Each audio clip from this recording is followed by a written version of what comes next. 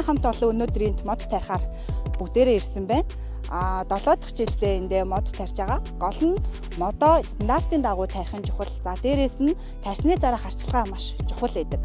Арчилгааг бол 5-6 жилийн хугацаанд услага хэрэгтэй. За 5-6 жилийн дараагаас бол мод өөрөө байгалаасаа үржил шимээ аваад ургадаг байгаа.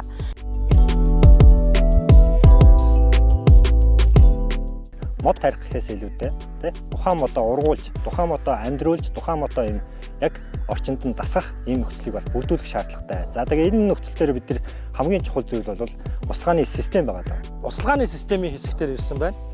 За услагааны системээ яаж хийдсэн бэ гэхээр дуулын ингэрт бид нэр 100 гаруй метр өрөмдөөд өөрсдийнхөө зардлаар за гүний худаг гаргасан байгаа нэгдүгээр. За худгийнхаа усаар тарьсан бүх моднуудаа усалдаг. За 20 га талбай дээр 22,500 орчим модоо тарьсан. Өмнө жил бидний тарьсан модууд маш сайхан ургасан байна.